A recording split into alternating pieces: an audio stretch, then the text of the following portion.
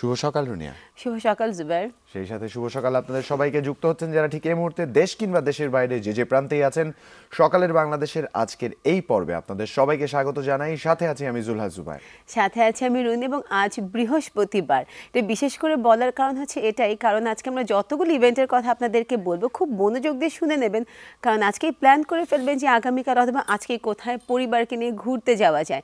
তার সাথে জানাচ্ছি নতুন দিনে নতুন শহর আপনাদের জন্য, যারা আজকে নতুন শহরে আসেন, মানে লঞ্চে করে যারা ঢাকা শহরে প্রথম আসেন তাদেরকেও ঢাকা থেকে স্বাগতম। লঞ্চে করে যারা প্রথম ঢাকা আসছে তাদেরকে বিশেষভাবে স্বাগত দিয়ে দিচ্ছি। আমি জাস্ট এতটুকু বলতে চাই, যার যে বিশেষ দিনগুলো, যার যে উপলক্ষগুলো উদযাপনের যাতে কমতি না থাকে, আর আমাদের সাথে শেয়ার করতে পারেন। facebook.com/সকালের বাংলাদেশ। অপেক্ষায় থাকবো আপনার মনের কথাগুলো জানার। আয়োজনের খবর শুরু করছি ঢাকা দিয়ে। আলিয়াস ফ্রান্সিস দ্য ঢাকার লা গ্যালারিতে ফ্রেঞ্চ ডায়েরিজ 25 বছর 25টি ছবি শিরোনামে চলছে আনোয়ার হোসেনের একক আলোকচিত্র প্রদর্শনী। বিকেল 3টা থেকে রাত 9টা পর্যন্ত প্রদর্শনী সবার জন্য উন্মুক্ত থাকছে, যা চলবে 30 জানুয়ারি পর্যন্ত। ঢাকার আরেকটি আয়োজনের মধ্যে থাকছে বাংলাদেশ শিল্পকলা একাডেমি জাতীয় পিঠা উৎসব উদযাপন পরিষদের আয়োজনে চলছে 8 দিন ব্যাপী জাতীয় পিঠা উৎসব 1422। আয়োজিত উৎসবে 40টি স্টল রয়েছে। এতে গ্রাম বাংলার 168 রকমের পিঠা আছে। প্রতিদিন বিকেল 3টা থেকে রাত 9টা পর্যন্ত এই প্রদর্শনী এবং মেলা খোলা থাকছে। এই উৎসব চলবে 29 জানুয়ারি পর্যন্ত।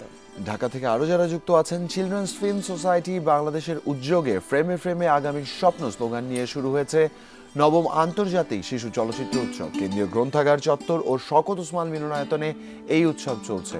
এবারের উৎসবে সারা দেশের মোট 15টি ভেন্যুতে 30টি দেশের 1.5 শতাধিক শিশুতোষ চলচ্চিত্র প্রদর্শিত হচ্ছে, যা একইভাবে চলবে 29 জানুয়ারি পর্যন্ত। যারা চট্টগ্রামে আছেন তাদেরকে জানিয়ে দিচ্ছি, চট্টগ্রাম বিশ্ববিদ্যালয়ের চারুকলা ইনস্টিটিউটের 7ম আন্তর্জাতিক সমকালীন ভাস্কর্য প্রদর্শনী শুরু হয়েছে। নেচার অফ অ্যাস মেটেরিয়ালসের স্কাল্পচার এই বিষয়ে প্রতিপাদ্য করে 18টি দেশের 58টি ভেন্যুতে একই দিনে নিজ নিজ দেশে সমকালীন ভাস্কর্য নিয়ে প্রদর্শনী চলবে। প্রতিদিন সকাল 10টা থেকে সন্ধ্যা 6টা পর্যন্ত এই প্রদর্শনী সকলের জন্য উন্মুক্ত। প্রিয়নগরী সিলেট থেকে যারাই যুক্ত আছেন তাদের জানাচ্ছি, আজ সকাল 9টা থেকে অনুষ্ঠিত হবে আইসিসি অনূর্ধ্ব 19 ক্রিকেট বিশ্বকাপ 2016 এর দুটি খেলা। নগরীর রিকাবি বাজারস্থ সিলেট জেলা স্টেডিয়ামে মুখোমুখি হবে শ্রীলঙ্কা ও কানাডা, এবং লাকাত্তুরাস্থ সিলেট আন্তর্জাতিক ক্রিকেট স্টেডিয়ামে মুখোমুখি হবে আফগানিস্তান ও পাকিস্তান। গোপালগঞ্জে যারা আছেন তাদেরকে বলছি, বাংলাদেশ শিল্পকলা একাডেমি ও জেলা শিল্পকলা একাডেমি গোপালগঞ্জ ব্যবস্থাপনায় প্রথমবারের মতো আয়োজিত হচ্ছে 3 দিনব্যাপী শেখ ফজলুল হক মনির সাংস্কৃতিক উৎসব 2016। গোপালগঞ্জে শেখ ফজলুল হক মনির স্মৃতি মিলনায়তনে আজ বেলা 2:30 উৎসবের উদ্বোধনী অনুষ্ঠানে থাকছেন শেখ ফজলুল হক মনির স্মৃতিকথন ও জেলা শিল্পকলা একাডেমির সম্মাননা প্রদান। জেলা শিল্পকলা একাডেমির শিল্পীদের অ্যাক্রোব্যাটিক দলের অনুষ্ঠান পরিবেশনা। কিশোরগঞ্জ থেকে যারাই যুক্ত আছেন, কিশোরগঞ্জ জেলা শিল্পকলা একাডেমিতে চলছে 2 দিনব্যাপী ডিজিটাল উদ্ভাবনী মেলা 2016। মেলায় সরকারি সেবা সমূহ, ডিজিটাল সেন্টার, শিক্ষা, কমার্স, তরুণ উদ্ভাবকদের প্রদর্শনীও থাকছে। সকাল 10টা থেকে সন্ধ্যা 6টা পর্যন্ত সকলের জন্য উন্মুক্ত এই আয়োজনের আজ কিন্তু শেষ দিন। যারা বগুড়াতে আছেন তাদেরকে বলছি, বগুড়ার ধুনট উপজেলায় চলছে এলাকা ভিত্তিক সাপ্তাহিক মেলা উৎসব। যুগ যুগ ধরে প্রতি বছর সপ্তাহ হিসেবে বিভিন্ন স্থানে ভিন্ন ভিন্ন নামে এই মেলার উৎসব অনুষ্ঠিত হয়ে আসছে। তারই ধারাবাহিকতায় 7 দিন ব্যাপী ধুনট উপজেলার কালেরপাড়া ইউনিয়নের কাদাই মেলা শুরু হয়েছে। মেলা চলবে 2 ফেব্রুয়ারি পর্যন্ত। সাতক্ষীরা থেকে যারা যুক্ত আছেন তাদের জানাবো, সাতক্ষীরা শহরের শহীদ আব্দুর রাজ্জাক পার্কে চলছে 3 দিনব্যাপী বিজ্ঞান মেলা ও প্রযুক্তি সপ্তাহ 2016। মেলায় বিভিন্ন প্রতিষ্ঠানের 51টি স্টল স্থান পেয়েছে এবং মেলা চলবে 29 জানুয়ারি। তার মানে কাল কিন্তু এই আয়োজন শেষ হতে যাচ্ছে। অনেকগুলো আয়োজন নিয়ে আমরা কথা বলেছি, এবং তার মধ্যে দুটো আয়োজন নিয়ে তো বিশেষভাবে বলারই আছে। সেটা হচ্ছে যে একটা হচ্ছে আনোয়ার হোসেনের আলোকচিত্র প্রদর্শনী। তার আলোকচিত্র, তিনি প্রথম ফটোগ্রাফার হবেন আমাদের দেশে স্মরণ করার মতো, যিনি সত্যি ইন্টারন্যাশনালি নিজেকে ক্লেম করেছেন এবং আমাদের দেশকে তুলে ধরেছেন। এবং তার পাশাপাশি আরেকটা যেটা হচ্ছে চিলড্রেন্স ফিল্ম ফেস্টিভ্যাল, সেটার কথাও বলার বিষয়। পিঠা উৎসবের কথাটা বলতেই চাই। আসলে শীতের এই সময়টা, শীত যতটা একটু বেড়ে চলেছে, এই সময়টা কিন্তু পিঠার খুব উপভোগ্য একটা বিষয় হয়ে দাঁড়ায়। আসলে পুরো শীত জুড়েই পিঠা পায়েসের মানে চাহিদার কোনো কমতি থাকে না। আর এরকম যখন আয়োজন সত্যিকার অর্থে নগরকেন্দ্রিক জীবনে আমাদের কাছে মেলে, একবার অন্তত ঘুরে আসা উচিত, একবার অন্তত দেখে নেওয়া উচিত কি কি উপস্থিত থাকছে। এবং বলা হয়েছে যে 168 রকমের পিঠা আছে, তো সেটা কিন্তু অবশ্যই দেখার মতো বিষয়, কারণ আমরা কিন্তু হাতে গোনা মাত্র কয়েকটা পিঠার নাম বলতে পারি। তো এই ধরনের উৎসবে যখনই আমরা যাই তখনই গ্রাম বাংলার বিভিন্ন এলাকার বিভিন্ন রকমের পিঠার সাথে আমাদের পরিচয় এবং স্বাদের সাথে পরিচয় মেলে। একদম তাই। আর এই পরিচয়গুলোর সাথে সাথে আরো অনেক আপডেট আপনাদের অপেক্ষায় আছে। আপডেটগুলো জানাতে সরাসরি জাতীয় দৈনিকে চোখ রাখতে চাই, দেখে নিতে চাই জাতীয় দৈনিক আজ কি শিরোনাম করেছে। জাতীয় দৈনিক দিয়ে শুরু করছি, আমার হাতে আছে প্রথম আলো। প্রথম আলোর যে খবরগুলো পড়ছি তা হচ্ছে ব্যাংক ও মেডিকেল কলেজ চায় পুলিশ, প্রধানমন্ত্রীর সঙ্গে পুলিশ কর্মকর্তাদের বৈঠক, বিমানবন্দরের নিরাপত্তা বাড়াতে সমন্বিত বাহিনী করা হবে। তার সাথে হচ্ছে আইসিসি আন্ডার-19 ক্রিকেট ওয়ার্ল্ড কাপের আত্মবিশ্বাস বাড়ানোর জয়ে শুরু মিরাজদের। এবং তার মধ্যে এখানে আরেকটা খবর দেখা যাচ্ছে যেখানে আছে খুলনার হোটেলের সামনে সাকিব আল হাসান এবং মাশরাফি বিন মুর্তজা, তাদের একটি ছবি। একে অন্যের আয়না, সাকিবকে আবার অধিনায়ক দেখতে চান মাশরাফি। তার পাশাপাশি আবাসিক গ্যাস সংকট কাটানোর চেষ্টা করছি বলেছেন প্রধানমন্ত্রী। এবং তার সাথে দেশের দুর্নীতি আগের মতোই আছে, ঢাকাবাসীকে 2020 সালে মেট্রো রেলে চড়াতে চায় সরকার। এবং শেষের পাতায় যদি চলে যায় তাহলে সেখানে যে খবরটি আছে, হৃদরোগের চিকিৎসায় বেলুন পদ্ধতি, ক্ষোভ, প্রশ্নবাণে জর্জরিত কর্মকর্তারা, রাজুক নিয়ে গণশুনানি। এবং তার সাথে যে খবর আছে সেটা হচ্ছে সাংসদের চেয়ে আমলাদের বেশি বেতনে আপত্তি, সংসদীয় কমিটির বৈঠক। এই ছিল আমার হাতে প্রথম আলোর খবর। ধন্যবাদ রুনিয়াকে। দর্শক, দৈনিক যুগান্তরের একটি সংখ্যা হাতে আছে, যুগান্তরের শিরোনাম আপনাদের পড়ে শোনাচ্ছি। প্রথমে যে প্রসঙ্গটি পড়ছি, দুর্নীতি বেড়েছে বাংলাদেশে, দুদকের স্বাধীনতা নিশ্চিত করার পরামর্শ। টিআইবির দুর্নীতি ধারণ সূচক সিপিআই 2001 থেকে 2015 পর্যন্ত একটি সমীক্ষা তারা এখানে দিয়েছে, বাংলাদেশের অবস্থানও নিশ্চিত করেছে। অনূর্ধ্ব-19 বিশ্বকাপে বাংলাদেশের উড়ন্ত সূচনা এবং ব্যাংক, বিমা, মেডিকেল কলেজ পাচ্ছে পুলিশ। এখানে বাংলাদেশ দলের নাজমুল হোসেনকে দেখতে পাচ্ছি, স্বভাবচরিতভাবে তার প্রিয় ব্যাটটি তুলে ধরেছেন হাফ সেঞ্চুরি করার পর, এবং তার এই অবদান কিন্তু বাংলাদেশ জয়ের ক্ষেত্রে বেশ সহায়ক ছিল। এবং কর্তৃত্বপরায়ণ হয়ে উঠেছে শেখ হাসিনার সরকার। ঘুষ ছাড়া রাজুকে কাজ হয় না, দুদকের গণশুনানিতে গ্রাহকের অভিযোগ। সিনিয়র সচিবদের চেয়ে বেশি বেতন চান এমপিরা, সম্মানী ভাতা 1 টাকা নির্ধারণের প্রস্তাব। সেই সাথে পোশাক শিল্পের ভবিষ্যৎ নিয়ে কঠিন পরীক্ষা আজ, সাস্টেনেবিলিটি কম্প্যাক্ট পর্যালোচনা। এই ছিল আমার কাছে যুগান্তরের সর্বশেষ শুনিয়া। আর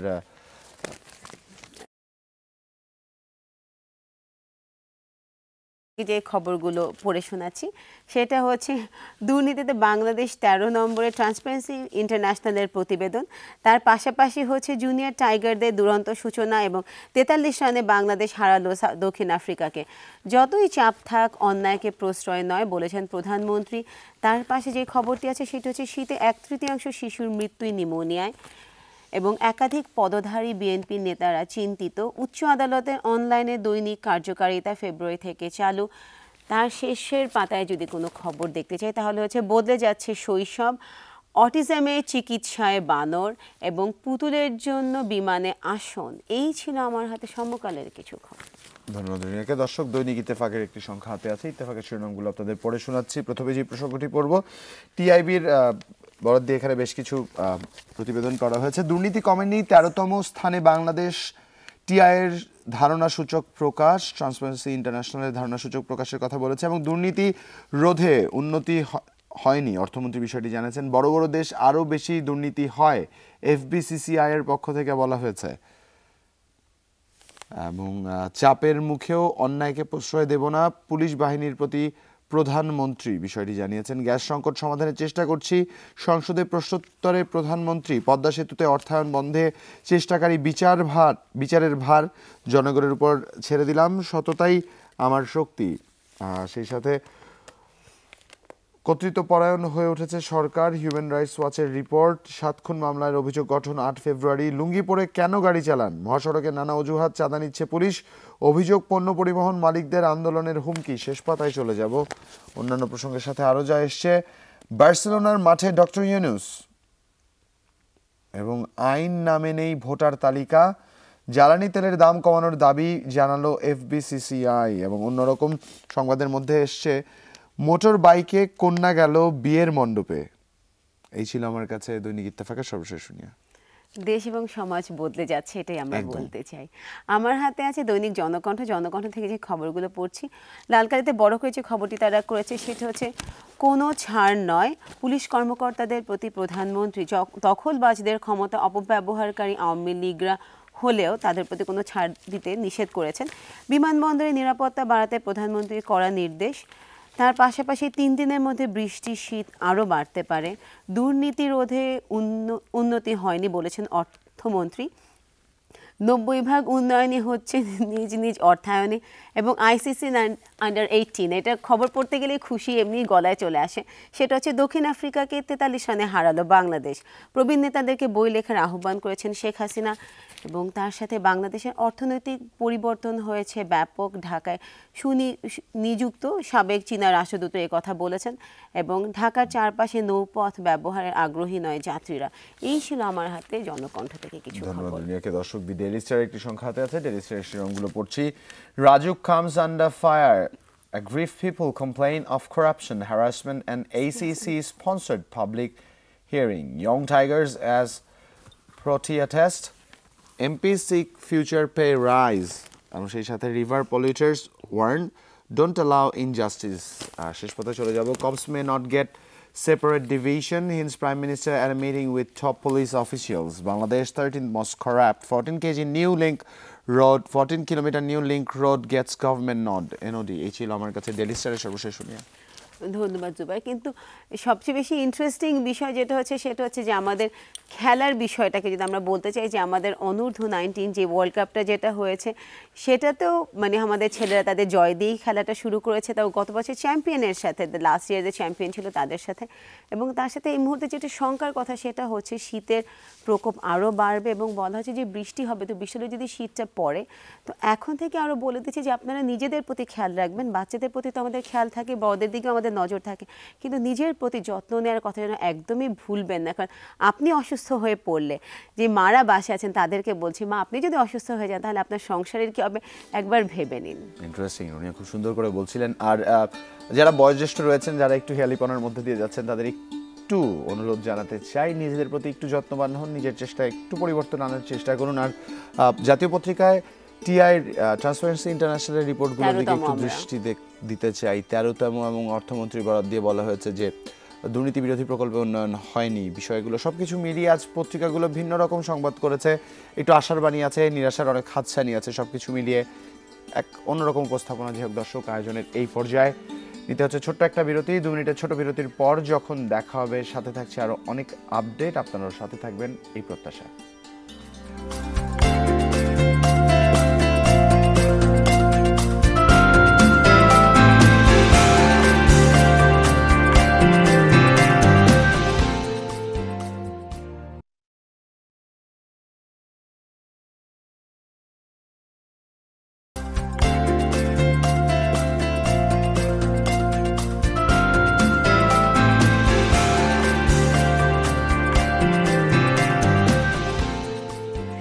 বিরতির পর সকলের বাংলাদেশে আপনাদের সবাইকে স্বাগত।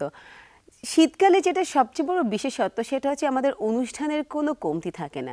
বিয়ের অনুষ্ঠান থাকে, জন্মদিনের অনুষ্ঠান থাকে, তো সব অনুষ্ঠানের পর রাতে এসে যখন ক্লান্তি নিয়ে সবাই ঘুমিয়ে পড়ে, সকালটাকে শুনে একদমই দেখা হয় না।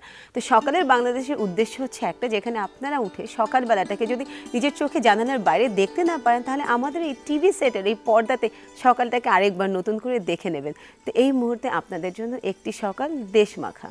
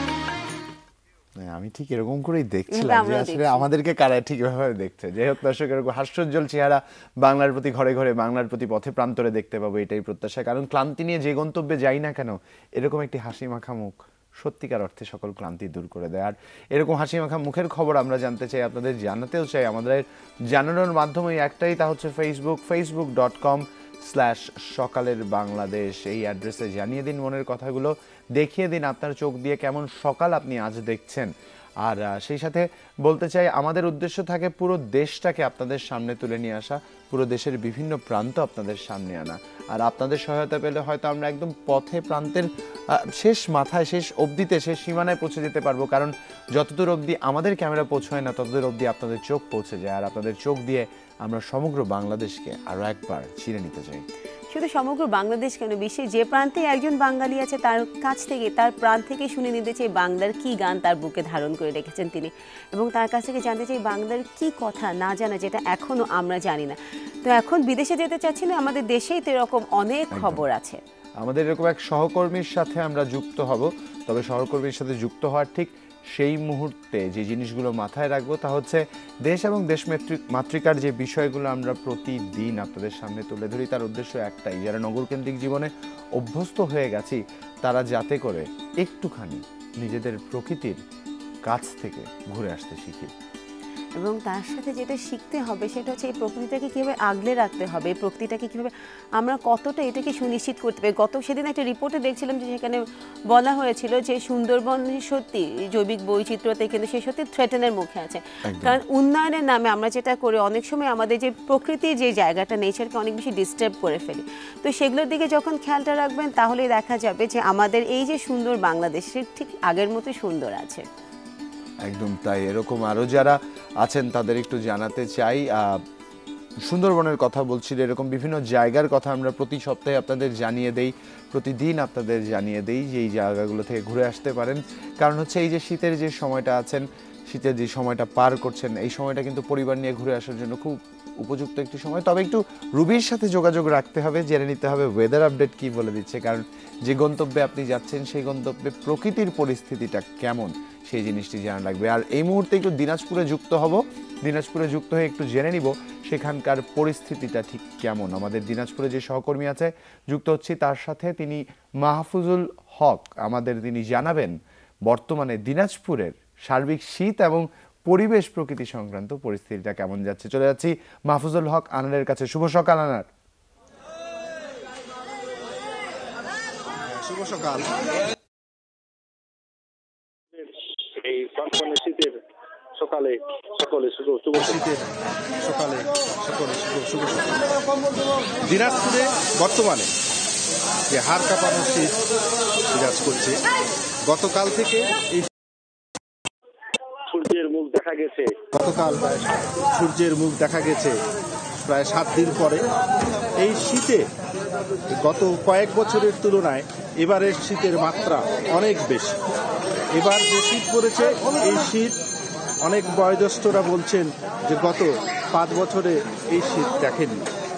এবারের শীতে সবচেয়ে বেশি আক্রান্ত হচ্ছে শিশু এবং বৃদ্ধরা। দিনাজপুর মেডিকেল কলেজ হাসপাতাল, দিনাজপুর সদর হাসপাতাল, অরবিন্দ শিশু হাসপাতাল সহ বিভিন্ন হাসপাতালে খোঁজ নিয়ে দেখা গেছে প্রতিদিনই শীতজনিত রোগে আক্রান্ত শিশুরা হাসপাতালে যাচ্ছে। এ পর্যন্ত মৃত্যুর কোনো খবর পাওয়া না গেলেও প্রতিদিনই কোনো না কোনো শিশু মারা যাচ্ছে। ডাক্তারদের মতে এই শিশু মৃত্যু স্বাভাবিক, তবে অনেকে বলছে, অভিভাবকেরা বলছে এই মৃত্যু শীতজনিত কারণ। শীতের কারণে বৃদ্ধরা পড়েছে বিপাকে, তারা বাহির হতে পারছে না, তারা বিছানা থেকে নামতে পারছে না। আবার সবচেয়ে বেশি ক্ষতিগ্রস্ত হচ্ছে খেটে খাওয়া দিনমজুরেরা। সকালে শীতের কারণে সকালবেলা বাড়ি থেকে বের হতে পারছে না, কাজে যেতে পারছে না, কাজ পাচ্ছে না। এ কারণে কাজ না পেয়ে অনেককে ক্ষুধার্ত থাকতে হচ্ছে। দিনাজপুর কৃষিভিত্তিক একটি জেলা। এই জেলায় প্রধান কর্মসংস্থানের পথ হচ্ছে মাঠ, অর্থাৎ কৃষি আবাদ। কিন্তু ঘন কুয়াশার কারণে ঘন কুয়াশার কারণে দিনাজপুরে এই আগামী বড় মৌসুমের যে আবাদ, এই আবাদ বিঘ্নিত হচ্ছে। কুয়াশার কারণে রোপা আমনের বীজতলা মরে যাচ্ছে। বীজতলা ঠিক মতন না তৈরি হওয়ায় এখনো জমিতে হাল দিতে পারছে না, ফলে মাঠে কাজ বন্ধ রয়েছে। এই অবস্থায় এই খেটে খাওয়া মানুষদের জন্য বিত্তবানদের এগিয়ে আসা অত্যন্ত জরুরি হয়ে পড়েছে। তারপরেও এই শীতের মধ্যে যে সহায় সম্বলহীন মানুষদের পাশে দাঁড়ানোর যে একটি প্রচেষ্টা, এই প্রচেষ্টা এখনো সেরকমভাবে দেখা যাচ্ছে না। অনেকে কম্বল নিয়ে এগিয়ে আসছে প্রশাসনের জন্য। এটা মূলত শীতার্থ মানুষের জন্য করা উচিত বলে অনেকেই মনে করছে। ধন্যবাদ মাহফুজ আপনাকে। নিঃসন্দেহে আমরা এটাও প্রত্যাশা রাখবো যে বিত্তবানরা যারা অর্থশালী যারা রয়েছেন তারা এগিয়ে আসবেন এবং শীতের এই প্রকোপ থেকে বাঁচিয়ে তোলার জন্য এই মানুষগুলোকে, হতদরিদ্র মানুষগুলোর পাশে এসে দাঁড়াবেন এবং প্রয়োজন যাদের ঠিক সেই মানুষগুলোকে শনাক্ত করে তাদের শীত সহায়ক বা শীতের প্রকোপ থেকে বাঁচবার জন্য যে জিনিসগুলো তাদের দিয়ে সহায়তা করবেন। ধন্যবাদ আপনাকে মাহফুজ, বিদায় জানাচ্ছি। আর আগামীতে দিনাজপুর থেকে যখন যুক্ত হব তখন অবশ্যই জানতে চাইবো যে আমাদের এই আহ্বান বা শীতের যে পরিস্থিতি ঠিকঠাক কেমন, কারণ রুনিয়া তুমি পড়ছিলে পত্রিকায় যে 3 দিনের মধ্যে শীতের প্রকোপ আরো বাড়বে, আর এরকম প্রকোপ যদি বেড়ে যায়, এরকম যারা হতদরিদ্র মানুষ আছে, কৃষি প্রধান দিনাজপুরের কথা বলছিল, অতিরিক্ত কুয়াশার কারণে বোরোর বীজতলা নষ্ট হচ্ছে এবং এরকম অনেকগুলো কথা জানিয়েছে মাহফুজুল হক আনার। একটাই প্রত্যাশা, যারা অর্থশালী রয়েছেন, যাদের পক্ষে সম্ভব এই হতদরিদ্র মানুষগুলোর পাশে এসে দাঁড়ানো, তারা নিঃসন্দেহে তাদের অবস্থান থেকে চেষ্টা করবে। কারণ যে স্থবিরতা আমি মাহফুজের কাছে জেনেছি, সেই স্থবিরতা সত্যিকার অর্থে প্রকৃতির এমন এক রূপ যার সাথে হয়তো নিজের সীমাবদ্ধতা নিয়ে এগিয়ে যাওয়া একদমই সম্ভব না। আর এই সীমাবদ্ধতাগুলোকে যদি আমাদের ওভারকাম করতে হয়, আমাদের প্রত্যেকের পাশে এসে দাঁড়াতে হবে। এবং এই শীতে যেটা আমরা বলতে চাই যে আপনাদের মানে নিজের আলমারিতে দেখা যায় অনেক সময় অনেক শীতের কাপড় আছে যেগুলো পরা হয় না, যে শুধু এলাকা হিসেবে, যদি পরিবার হিসেবে যদি আপনি মনে করেন যে একসাথে সব কিছু সম্মিলিত করে কোনো একটা এলাকা আপনি সেটা দান করতে চান, আপনি এরকম ফেসবুকে অনেকগুলো আপনি অ্যাড্রেস পেয়ে যাবেন, অনেকগুলো গ্রুপ আছে যারা এইভাবে গরিবদের পাশে কি হেল্প করে, মানে আপনার জিনিসটা তাদের অবধি পৌঁছে দেওয়ার কাজটা তারা করে। ইন্টারেস্টিং একটা কথা বলেছে রুনি। আসলে যদি কখনো গ্রুপের সন্ধান না পান, তবে কোনো ভাববার কিছু নেই, আপনারা বন্ধুরা মিলে একটা গ্রুপ তৈরি করে ফেলুন, নিজেদের অঞ্চল বা নিজেদের এলাকায় যে বাড়ি ঘরগুলো রয়েছে তাদের কাছ থেকে সংগ্রহ করুন এবং পৌঁছে দিন এরকম কোনো প্রয়োজনীয় জনপদের কাছে যারা একটি শীতের কাপড়ের জন্য ভুগছেন। কারণ এই বছর সত্যি অসম্ভব রকমের শীত পড়েছে। তো এরকম যদি একটা ভাবনা আপনার মনে থাকে, সেটা এখনই লিখে ফেলুন এবং আমাদেরকে জানিয়ে দিতে পারেন ফেসবুকে। যেটা করতে হবে, বিরতির পরে 2 মিনিটের বিরতিতে যাচ্ছি, বিরতির পরে এসে শুনতে চাই আপনার মনের ভাবনাটা কি।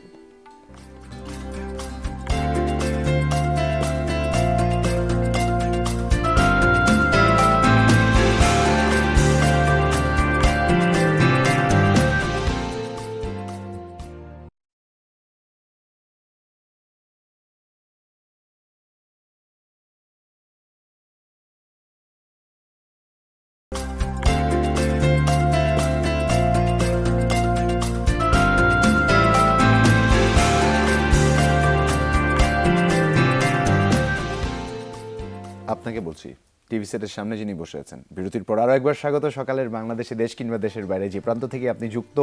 সকালের শুরু যারা দেখেছেন তাদের তো শুভ সকাল, আর যারা মিস করে ফেলেছেন, স্বাধীন বাংলার বুক থেকে নতুন সম্ভাবনাময় আরও একটি সকালে আপনাদের সবার সাথে আছি জুলহা জুবায়ের, এবং তার পাশাপাশি আমি রুনিয়াও আছি। এবং বিরতিতে যাওয়ার আগে যে কথাটা বলছিলাম সেটা হচ্ছে শীতের প্রকোপ কিন্তু এবার উত্তরাঞ্চলে বেশ ভালোভাবেই পড়েছে এবং পুরো বাংলাদেশ জুড়েই কিন্তু শীতের একটা প্রকোপ পড়েছে। তো অনেক সময় যদি আপনার এবং আপনার এলাকার যদি কোনো সাহায্য লাগে, সেটার জন্য দল কিন্তু আপনি নিজেই গঠন করে ফেলতে পারেন, আপনি সাহায্যের আহ্বান করতে পারেন। কারণ সামাজিক মাধ্যমগুলো কিন্তু খুব সহজেই আমাদের কাছে পৌঁছে যায় এবং সবার কাছে সেই খবরগুলোকে পৌঁছেও দেয়। তো সেই হিসেবে তৈরি করে ফেলতে পারে আমাদের নিজেদেরই একটি দল। একদমই তাই। আর এই তৈরি করে দেয়ার ফাঁকে যেটা করতে হবে, ইনফরমেশনটা আপনাদেরকে দিয়ে দিচ্ছি, সেটা হচ্ছে এই মুহূর্তে নিউজ আপডেট দেওয়ার জন্য চলে যাচ্ছে আমাদের নিউজ স্টুডিওতে, যেখানে আছে তানভীর আহমেদ ইমন। শুভ সকাল তানভীর। শুভ সকাল তানভীর। শুভ সকাল রুনি এবং শুভ সকাল জুবায়ের। দর্শক আপনাদেরকেও জানাচ্ছি শুভ সকাল এবং একই সাথে আমন্ত্রণ জানাচ্ছি যমুনার আজকের হেডলাইন নিউজে। আবেদন বাতিল হওয়ায় প্রায় ৮০,০০০ আশ্রয় প্রার্থীকে দেশে ফেরত পাঠাবে সুইডেন। বুধবার দেশটির স্বরাষ্ট্র মন্ত্রণালয় এই তথ্য জানিয়েছে। গত বছর সুইডেনে প্রায় ১,৬৩,০০০ আশ্রয় প্রার্থী আবেদন করেছিল। স্বরাষ্ট্র মন্ত্রণালয় আরও জানায়, এখন পর্যন্ত প্রায় ৫৮,০০০ আশ্রয় প্রার্থীর আবেদন যাচাই বাছাই সম্পন্ন হয়েছে। তাদের মধ্যে বাতিল করা হয়েছে প্রায় ৪৫% আবেদন। ইউরোপের দেশগুলোর মধ্যে সুইডেন সর্বশেষ দেশ যারা আশ্রয় প্রার্থীদের ওপর কড়াকড়ি আরোপ করল। তুরস্কে কুর্দি বিদ্রোহীদের বিরুদ্ধে সেনা অভিযানে ২০ জন নিহত হয়েছে। দেশটির দক্ষিণ পূর্বাঞ্চলে বুধবার এই অভিযান চালানো হয়। কুর্দিদের পাল্টা আক্রমণে প্রাণ গেছে ৩ জন তুর্কি সেনার। সিরিয়া সীমান্তবর্তী সিজার ও দিয়ারবাকির শহরে চালানো অভিযানে এই হতাহতের ঘটনা ঘটে। পরিস্থিতি নিয়ন্ত্রণে আনতে শহর দুটি ছাড়াও আরও ৫টি শহরে কারফিউ জারি করা হয়েছে। গত এক মাসে সেনা অভিযানে প্রায় ১২০ জন কুর্দি বিদ্রোহী নিহত হয়েছে। এদিকে বুধবার প্রকাশিত মানবাধিকার বিষয়ক প্রতিবেদনে হিউম্যান রাইটস ওয়াচ তুরস্কের এমন ঘটনায় উদ্বেগ জানিয়েছে। দেশে উদ্বেগজনক হারে বেড়েছে দুর্নীতি। ট্রান্সপারেন্সি ইন্টারন্যাশনাল TI এর দুর্নীতির ধারণা সূচকে অবনমন হয়েছে এক ধাপ, এখন অবস্থান ১৩ নম্বরে। দুর্নীতির পক্ষে খোদ সরকারের আইন প্রণয়ন, নিষ্ক্রিয় দুর্নীতি দমন কমিশন, অকার্যকর সংসদই বেশি দায়ী বলে চিহ্নিত করেছে সংস্থাটি। এছাড়া সম্প্রতি ঘটে যাওয়া বিভিন্ন ব্যাংকে আর্থিক কেলেঙ্কারি ও সংসদ সদস্যের ব্যক্তিগত দুর্নীতিও অন্যতম কারণ। বরাদ্দ পেয়েও প্লট না পাওয়া, অবৈধভাবে নকশার অনুমোদন, একজনের প্লট আরেকজনকে বরাদ্দসহ ঘুষ আর অনিয়মে আখড়া যেন রাজুক। বুধবার দুর্নীতি দমন কমিশন দুদকের গণশুনানিতে এসব অভিযোগ তুলে ধরেন ভুক্তভোগীরা। ভুক্তভোগীদের এসব অভিযোগ তাৎক্ষণিকভাবে সমাধানের আশ্বাস দেন রাজুকের কর্মকর্তারা। এখনও কাটেনি গ্যাস সংকট, এতে বেড়েছে গৃহিণীদের ভোগান্তি। দিনের বেশিরভাগ সময়ই আগুন জ্বলছে না চুলায়, আর ঘন্টার পর ঘন্টা অপেক্ষা করেও সিএনজি পাচ্ছেন না গাড়ির মালিক এবং চালকরা। সংকট সমাধানে আরও ৩-৪ দিন অপেক্ষা করতে বলেছেন জ্বালানি প্রতিমন্ত্রী। নগরীর গ্রিন রোড, কাঁঠালবাগান, মিরপুর, পল্লবী সহ রাজধানীর বিভিন্ন এলাকার বাসাবাড়িতে গ্যাস পাচ্ছেন না গ্রাহকরা। এদিকে চলমান গ্যাস সংকট নিয়ে সংসদে প্রশ্নের উত্তরে প্রধানমন্ত্রী শেখ হাসিনা জানিয়েছেন, পরিস্থিতি উত্তরণে সরকার নানামুখী পদক্ষেপ নিচ্ছে। বুধবার বিকেলে সংসদ অধিবেশনে জাতীয় পার্টির সদস্য জিয়াউদ্দিন আহমেদ বাবলুর সম্পূরক প্রশ্নের জবাবে প্রধানমন্ত্রী বলেন, LNG টার্মিনাল হয়ে গেলে এই সমস্যা দূর করা সম্ভব হবে। চিকিৎসার জন্য সিঙ্গাপুরের উদ্দেশ্যে ঢাকা ছেড়েছেন বিএনপির ভারপ্রাপ্ত মহাসচিব মির্জা ফখরুল ইসলাম আলমগীর। সকাল 6:30টার দিকে তিনি হজরত শাহজালাল আন্তর্জাতিক বিমানবন্দরে আসেন। সকাল 8টার দিকে বিজি সিঙ্গাপুরের একটি ফ্লাইটে তিনি যাত্রা করেন। মির্জা ফখরুলের সাথে তার স্ত্রী রাহাতারা বেগম যাচ্ছেন। নিয়মিত চেকআপের কারণে তিনি সিঙ্গাপুর যাচ্ছেন বলে জানা গেছে। কোপা দেল রেতে অ্যাটলেটিকো বিলবাওকে 3-1 গোলে হারিয়ে সেমিফাইনাল নিশ্চিত করেছে বার্সেলোনা। ন্যু ক্যাম্পে ম্যাচের শুরুতে এগিয়ে যায় সফরকারী বিলবাও। গোল করেন স্প্যানিশ মিডফিল্ডার ইনাকি উইলিয়ামস। দ্বিতীয়ার্ধের শুরুতে বার্সাকে সমতায় ফেরান লুইস সুয়ারেজ। এরপর 81 মিনিটে লিড দ্বিগুণ করেন জেরার্ড পিকে। ম্যাচের ইনজুরি সময়ে নেইমারের গোলে বড় জয় নিশ্চিত করে চ্যাম্পিয়নরা। এদিকে ইংল্যান্ডে ক্যাপিটাল ওয়ান কাপের সেমিফাইনালে এভারটনকে 3-1 হারিয়ে লিভারপুলের বিপক্ষে ফাইনাল নিশ্চিত করেছে ম্যানচেস্টার সিটি। দর্শক, এই ছিল আমার হাতে। ফিরে আছি সকালে বাংলাদেশে জুবাইর এবং রুনিয়ার কাছে। ধন্যবাদ তানভীর আমাদেরকে নিউজ হেডলাইন্সগুলো জানিয়ে দেবার জন্য, এবং সেই সাথে আমাদের নিউজ পরিবারকে শুভ সকাল। একদম তাই। আর বলতে চাই, শীতের দুর্ভোগ কিন্তু তারাও খুব কাছ থেকে দেখছেন, এবং তারা বাংলার প্রত্যন্ত অঞ্চলে ঘুরে বেড়ান, তাই আপনাদের এই মানুষগুলোর কাছে যাওয়ার খুব বেশি সুযোগ হয়, এবং তাদের কাছ থেকে যে বর্ণনাগুলো মাঝে মাঝেই শুনি সত্যিকার অর্থেই খুবই চিন্তার বিষয় হয়ে যায়। একদমই। আর এই মুহূর্তে আরেকজন সহকর্মীর সাথে যুক্ত হতে চাই। তার কাছে কি আপডেট আছে, এটা আসলে বরাবরের মতোই সারপ্রাইজ থেকে যায়, কারণ এই সারপ্রাইজ পেতে ভালো লাগে বলে আর ঘেটে জানতে চাই না মূলত সে আজ কি দেখিয়ে দিচ্ছে। যুক্ত হচ্ছি সামির সাথে, যে আজ কারওয়ান বাজার থেকে যুক্ত হচ্ছে আমাদের সাথে। শুভ সকাল সামি। আর ঠান্ডাটা ঠিক কেমন যাচ্ছে? শুভ সকাল।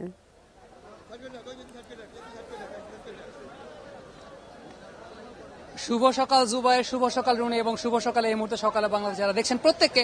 আমি একটু আগে আমার মোবাইলে থাকা অ্যাপ চেক করছিলাম যে টেম্পারেচারটা কত। যা দেখলাম তা হচ্ছে আজকেও গতদিন যখন যুক্ত হয়েছিলাম যে 13-র নিচে ছিল টেম্পারেচারটা, এখনো 13-র নিচে রয়েছে। এবং এই শীতের সময়টাতে এটা সহ আরো বিভিন্ন সমস্যা জর্জরিত আমরা হই। তবে একটা বিষয় কিন্তু সৃষ্টিকর্তার তরফ থেকে দেয়া, তা হচ্ছে যে প্রত্যেক সিজনে সৃষ্টিকর্তা এমন কিছু সবজি বা এমন কিছু ফল বা এমন কিছু প্রাকৃতিক প্রদত্ত প্রতিষেধক দিয়েছেন যেগুলোর মাধ্যমে কিন্তু আসলে আমরা সেই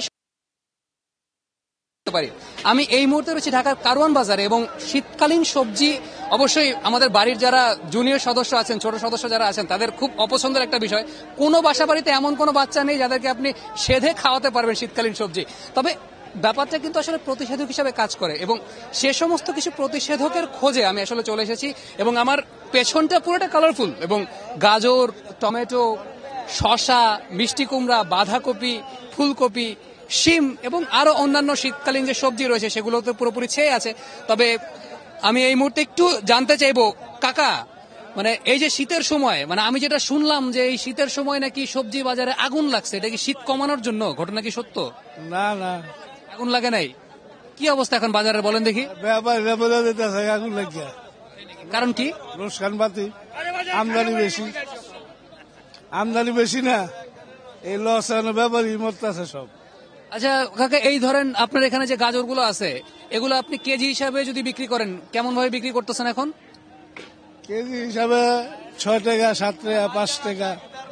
6 টাকা, 7 টাকা, 5 টাকা। আর ধরেন 15-20 দিন আগে কেমন ভাবে বিক্রি করছেন? ওইটা বিকছে 10 টাকা, 8 টাকা, 7 টাকা। তার মানে আপনি বলতেছেন যে দামটা এখন একটু কম আগে থেকে, তাই তো? আচ্ছা, অর্থাৎ দামটা এখন একটু কম, যেটা উনি বলছেন যে অর্থাৎ 6 টাকা, 7 টাকা, 8 টাকার মধ্যে আপনি পেয়ে যাবেন এখান থেকে গাজর।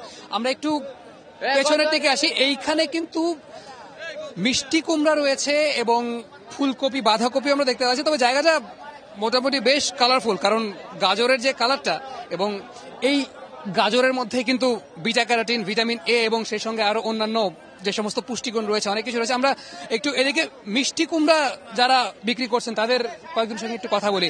মিষ্টি কুমড়ার অবস্থা কি এখন ভাই? মিষ্টি কুমড়ার এখন সিজন। এখন দাম দরটা কেমন?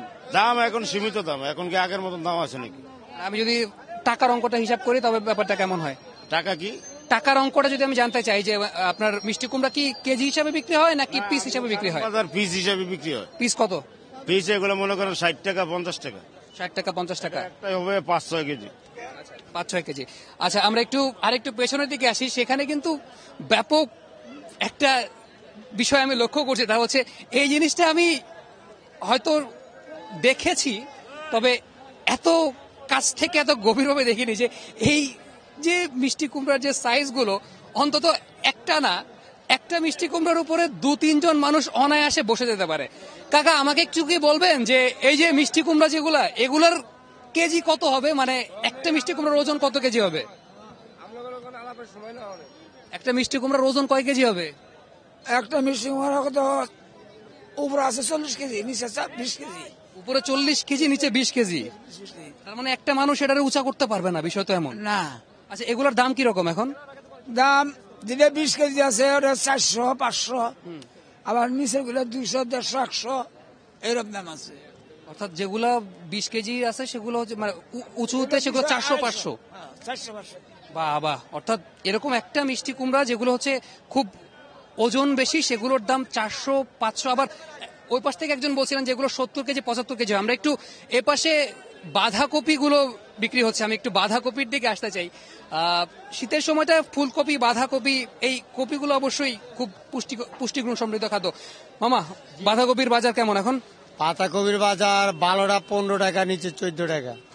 15 টাকা, 14 টাকা। তাহলে আমি ধরেন 1 মাস আগে যখন যদি চিন্তা করি, যখন শীত পড়তেছে, ওই সময় অবস্থা কেমন ছিল? ওই সময় অবস্থা একটু বেশি ছিল। জি। এখন বিষয়টা কি আসলে আমদানি বেশি বিক্রি কম, বিষয়টা কেমন? দামি এখন ফুল পাতাকপির সিজন বেশি এখন, এই গতিকে দাম কম। আচ্ছা, এখন সিজন বেশি, মানে দামটা এই কারণে একটু কম। অর্থাৎ এই জায়গাটাতে যে অবস্থাটা চলছে যে মোটামুটি সকালের বাংলাদেশের দর্শক যারা রয়েছেন, যারা দেখছেন এই মুহূর্তে, প্রত্যেকটা সবজির দামের পরিমাণটা কিন্তু এখন একটু কম, যেটা হচ্ছে বিক্রেতাদের তরফ থেকে যদি চিন্তা করি, তবে তারা যেটা বলছেন যে এই সময়টাতে আমদানিটা বেশি হচ্ছে, বিক্রিটা হয়তো একটু কম হচ্ছে এবং এই সিজনটাতে যা হয় যে সাধারণত হয়তো দামটা একটু বেশি থাকে। তবে অবাক করার বিষয় যে এখন মোটামুটি দামটা একটা সহনীয় পর্যায়ে রয়েছে। সুতরাং যেটা সুবিধার বিষয় হচ্ছে যে বাসা বাড়িতে যারা ছোট সদস্য রয়েছে প্রত্যেককে খাওয়াতে বা আমাদের কিনতে অনেক বেশি সুবিধা হবে। এবং এই মুহূর্তে সকালের বাংলা যারা দেখছেন বলতে চাই যে খাদ্য তালিকায় এই ধরনের সবজিগুলো অবশ্যই রাখবেন। এই গাজরে যেটা বলছিলাম যে বিটা ক্যারোটিন রয়েছে, ভিটামিন এ রয়েছে, চোখের জন্য অনেক বেশি উপকারী, ত্বকের জন্য অনেক বেশি উপকারী।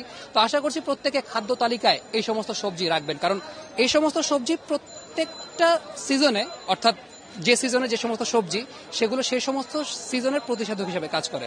এই আহ্বানটুকু জানিয়ে যে খাদ্য তালিকায় আমরা এই সমস্ত সবজি, এই সমস্ত খাবার রাখবো, এই আহ্বান জানিয়ে এখান থেকে বিদায় নিচ্ছি ফেরজাস স্টুডিওতে।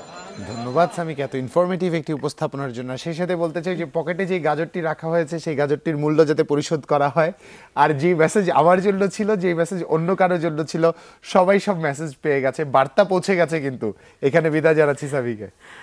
সামির, এটা খুব ইন্টারেস্টিং ছিল যে মানে এই মুহূর্তে আসলে এত পরিমাণ সবজি বাজারে পাওয়া যাচ্ছে। শুধু দুটা কথা আপনাদেরকে বলতে চাচ্ছি, সেটা হচ্ছে যদি গাজর আমরা দেখেছি ওটা যদি আপনি পাল্লায় কেনেন তাহলেই 6 থেকে 5 টাকা কেজি হিসেবে পাবেন।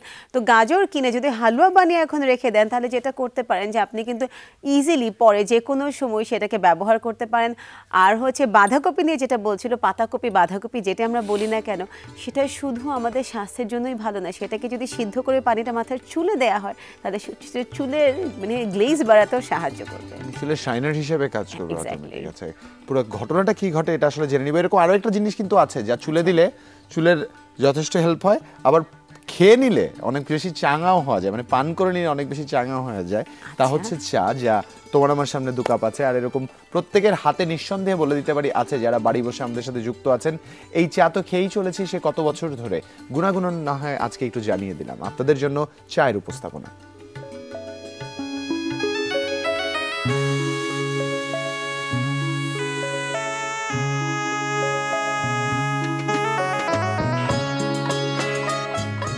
চা একটা সুন্দর দিনের শুরু হয় 1 কাপ চা দিয়ে।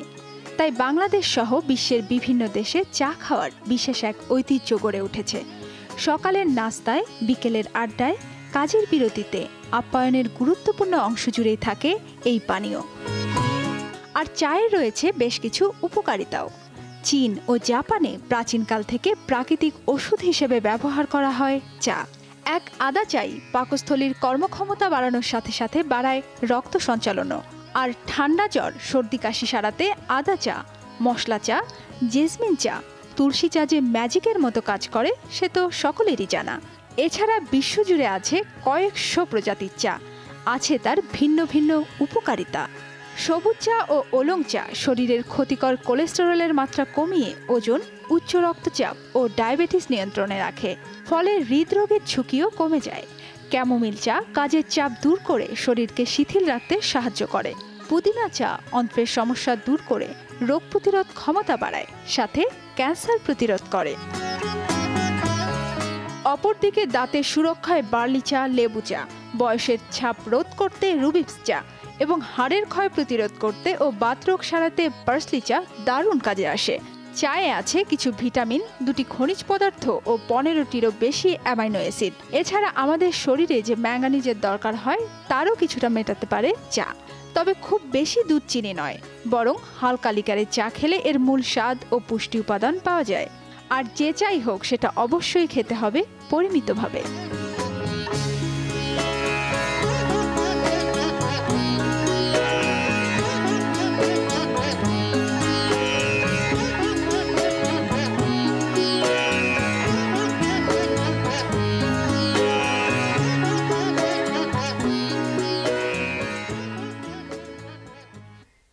ধন্যবাদ জুবায়ের তোমাকে আমাদেরকে এত ধরনের চায়ের সাথে পরিচয় করে দেবার জন্য।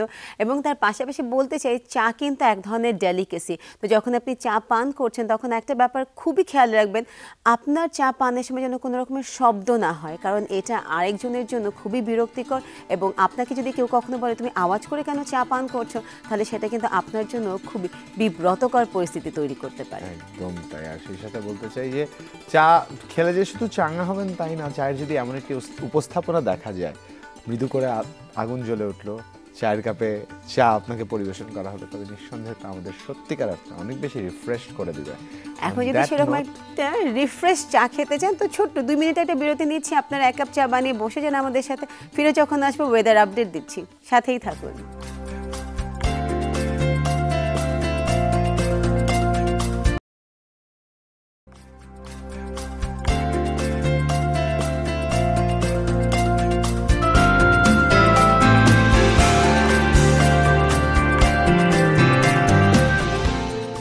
দেশ কিংবা দেশের বাইরে যে প্রান্ত থেকে যে যুক্ত আছেন, শুভ সকাল আরও একবার। আর বলতে চাই কর্মক্ষেত্রে সুস্বাস্থ্যের কথা। আপনি যাদের সাথে প্রতিদিন আপনার দিনটি প্রতিবহন করছেন, যাদের সাথে কাজ করে বেড়াচ্ছেন, যাদের সাথে জীবনের অনেক লম্বা একটা সময় কাটাচ্ছেন, তাদের মানসিক স্বাস্থ্য কতখানি সুস্থ তা কিন্তু নিশ্চিতভাবে জেনে নিতে হবে, কারণ তাদের প্রভাব আপনার উপর অনেক বেশি হারে পড়বে। একদম ঠিক। তো সেই ব্যাপারটা নিশ্চিত করতে যেটা করতে হবে, প্রথমে নিশ্চিত করতে হবে যে আসলে আবহাওয়ার উপায়টা কি আছে। আবহাওয়া যদি ঠিকঠাক থাকে তাহলে মানসিক স্বাস্থ্য নিয়ে কথাটা আমরা পরেই বলবো, কারণ আবহাওয়া যদি আপনাকে শারীরিকভাবে কাবু করে ফেলে তাহলে মানসিক ভাবনায় ভাবিত হওয়ার সময় হয় না রুলিয়া, ওই যে শীতে অনেক কিছু হয় না মানুষের, মানসিকভাবে অনেক যন্ত্রণাও হতে পারে। আর এই শীতের প্রকোপ কতখানি থাকবে তা জেনে নিতে সরাসরি রুবির সাথে যুক্ত হবো। শুভ সকাল রুবি। শুভ সকাল রুনি এবং জুবাইর। বাবারে বাবা, তোমরা দুজনে যেভাবে আবহাওয়াবিদ, মনস্তাত্ত্বিকবিদ, শারীরিকবিদ এবং আরও কী কী বিদ হচ্ছে আমি জানি না, তবে গতকালকে যেভাবে নেতার মতো লাগছিল, তবে রাজনীতিবিদ যে আমাদের জুবাইর হবে ইন ফিউচার এটা আমি শিওর। যাই হোক, তোমাদের কথাই আসি। আবহাওয়া কতটা মানসিক স্বাস্থ্যের উপর প্রভাব ফেলে আমি জানি না, তবে আশেপাশের পরিবেশ কিন্তু মানসিক স্বাস্থ্যের উপরে বেশি প্রভাব ফেলে। কারণ আশেপাশের পরিবেশ যদি অসুস্থ হয়, তোমাকে নিজেকে কতক্ষণ সুস্থ তুমি মনে করতে পারবে আমি জানি না। এই জন্য সবার সাথে সবার খুব ভালো একটা রিলেশন রাখা, অন্যের পজিটিভ দিকটাই দেখা, এই অ্যাটিটিউডগুলো যদি আমরা নিয়ে আসতে পারি, অনেক ভালো থাকবো, অনেক সুস্থ থাকবো।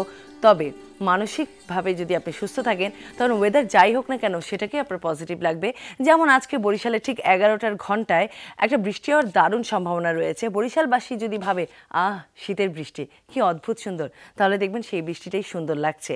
আর ঢাকা সহ বাংলাদেশের প্রত্যেকটা বিভাগে সারাটা রাত মেঘলা আকাশ থাকবে। খুব একটা রৌদ্রোজ্জ্বল দিন আমাদের রাজশাহী ছাড়া কোনো বিভাগই তেমন একটা পাচ্ছে না, অর্থাৎ একটানা রৌদ্রোজ্জ্বল পাবেন না, কখনো মেঘলা আকাশ, কখনো বা একদম হালকা রোদ, এরকম থাকছে রাজশাহী ছাড়া। ঢাকা, চট্টগ্রাম, খুলনা, সিলেট, বরিশাল, ময়মনসিংহ, দিনাজপুর, রংপুর প্রত্যেকটা বিভাগে। আর বরিশালে একদমই মেঘলা দিন, মেঘলা আকাশ, মেঘলা রাত।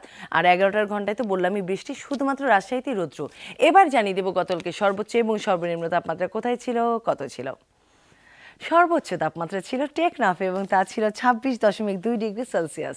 সর্বনিম্ন তাপমাত্রা ছিল বাদলগাছিতে এবং সেখানে ছিল 6.4 ডিগ্রি সেলসিয়াস। আজকে সূর্যোদয় যে হয়ে গেছে ঠিক 6টা বেজে 41 মিনিটে, সূর্য অস্ত যাবে 5টা বেজে 42 মিনিটে। বিভাগীয় শহর ঢাকা, সর্বোচ্চ তাপমাত্রা 25, সর্বনিম্ন 10। পরবর্তী বিভাগ চট্টগ্রামে আজকে সর্বোচ্চ 24.7, সর্বনিম্ন 11.4 ডিগ্রি সেলসিয়াস। এর পরবর্তী বিভাগ রাজশাহীতে আজকে সর্বোচ্চ 24, সর্বনিম্ন 8 ডিগ্রি সেলসিয়াস। পরবর্তী বিভাগ রংপুর আজকে সর্বোচ্চ তাপমাত্রা 23.5 এবং সর্বনিম্ন 9.3 ডিগ্রি সেলসিয়াস। খুলনা সর্বোচ্চ 24.5, সর্বনিম্ন 11 ডিগ্রি সেলসিয়াস। বরিশাল সর্বোচ্চ তাপমাত্রা 23.8 এবং সর্বনিম্ন 9 ডিগ্রি সেলসিয়াস। এবং এর পরবর্তী বিভাগ সবশেষে রয়েছে সিলেটে আজকে সর্বোচ্চ তাপমাত্রা হচ্ছে 23.1 এবং সর্বনিম্ন 10.3 ডিগ্রি সেলসিয়াস। এই ছিল ওয়েদার ডিটেলস। জুবাইর রুনি, আজকের জন্য এই ছিল ওয়েদার ডিটেলসে। প্রথমেই দুবার বলেছি, রিপিট করেছি যে কোথায় কি হচ্ছে। আর এছাড়া দেখো সর্বনিম্ন তাপমাত্রায় ডাবল ডিজিট একেবারেই সিলেট ছাড়া কোথাও তেমন দেখলাম না, সব জায়গায় 6, 8, 7, 9। তার মানে আমি গত সপ্তাহে তোমাকে বলেছি যে বৃষ্টির হলেই দেখবে শীত কাকে বলে, কত প্রকার ও কি। এই সপ্তাহটা কিন্তু শীত আরেকটু বেড়ে আগামী সপ্তাহের প্রথম কয়েকদিন থাকবে, 3-4 দিন। কাজেই সেভাবেই ঠান্ডার জন্য প্রস্তুতি নাও। আর আমরা অনেকেই মনে করি যে মানে একটা দুটো কাপড় পরলেই হয়ে যাচ্ছে গরম সোয়েটার, কিন্তু আসলে তা না, অনেক কিছু মাথায় রাখতে হবে। তার মানে মাথায় অনেক কাপড় রাখবেন তা না, আপনার হাত মোজা থেকে শুরু করে আপনার পা মোজা এবং সেই সাথে মাফলার, কান টুপি, এবং অনেকেই আছেন যাদের পা ঠান্ডা হয়ে গেলে খুব দ্রুত তারা অসুস্থ হয়ে পড়েন, এবং সেই সাথে ডাস্ট অ্যালার্জি যাদের রয়েছে তারা একেবারেই প্রয়োজন ছাড়া বাইরে বের না হওয়াই ভালো। সেটা যত বড় আয়োজনই হোক, ধুলাবালি থাকলে খুব সাবধান, কারণ ডাস্ট অ্যালার্জি এবং এই কোল্ড অ্যালার্জি যদি আপনার একসাথে হয় তাহলে কিন্তু খুব ভয়ঙ্কর অবস্থা হতে পারে। সেই অবস্থা আপনি না পড়েন। আপনি সুস্থ থাকুন, শুভকামনা, শুভ সকাল। খুব সুন্দর করে রবি বলছিল। বিদায় রবি, তোমাকে আর ধন্যবাদ এতগুলো ইনফরমেশন আর আপডেটের জন্য। মানসিক স্বাস্থ্যের কথা বলছিলাম, সেই সাথে শারীরিক সুস্থতার কথাও বলছিলাম। সবকিছুর মাঝে যে বিষয়টি বলতে চাই, বাদলগাছি কিংবা বদলগাছি যে জায়গার কথাই বলি, নওগাঁর এই অঞ্চলে গতকাল 6.something টেম্পারেচার ছিল। অসম্ভব ঠান্ডা, অবাক করা। এই বছর আমাদের কয়েকটি এলাকাতেই কিন্তু ছিল, তার কিছুদিন আগে গত সপ্তাহে কিন্তু গোপালগঞ্জেও ছিল 6 ডিগ্রি টেম্পারেচার, এবং দিনাজপুরের দিকেও ছিল, এবং গতকাল কিন্তু ঢাকাতেও ছিল 10। তো টেম্পারেচার কিন্তু সত্যি ফল করছে। তো যে কথাগুলো মাথায় রাখতে হবে, যেভাবে রুবি বলল যে যখন এই যে ছবি তোলার জন্য বের হয়ে যান আমাদের জন্য, ঠিক সেই সময় যেটা করতে হবে মাথায় কিন্তু টুপিটা যেন থাকে এবং মাফলারটা নাকের উপর পেঁচিয়ে রাখবেন যাতে কোনোভাবে এই ঠান্ডাটা আপনার নাকে না লাগে। তো এই মুহূর্তে যিনি আমাদেরকে ছবি তুলে পাঠিয়েছেন টিপু সুলতান, তার ছবি বলে দিচ্ছি সকালের শিশির চট্টগ্রাম থেকে। দেখে নিই ছবি।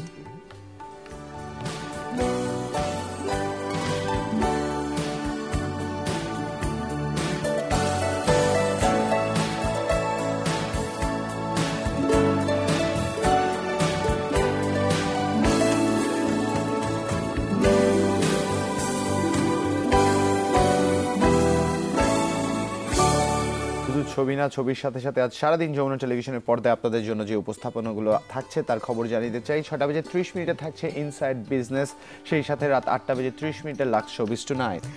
9:20 আপনারা যেটা দেখতে পাবেন সেটা হচ্ছে দ্য ওয়ার্ল্ড দিস উইক, এবং রাত 11টার সময় আমাদের সমসাময়িক বিষয় নিয়ে টক শো 24 ঘন্টা।